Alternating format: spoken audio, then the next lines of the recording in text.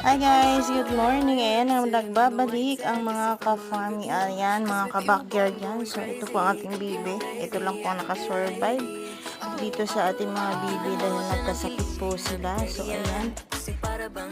Ayan yung mga nakasurvive natin kasi iba-ibang panahon. Kaya mahirap talagang maabutan ng sama ng panahon, yung biglang iinit at uulan. So, talagang maiwasan na magkakasakit po ang ating, hindi lamang po ang ating mga alagang bibi o kaya manok.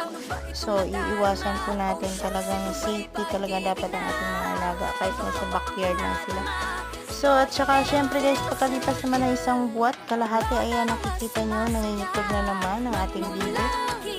So, makikita nyo po dyan. So, inayos ko po. At saka ito, hiniwalay ko rin po yung ating bibi na nagkasakit pa. So, kung makikita nyo. At syempre, papakita ko po ang ating mga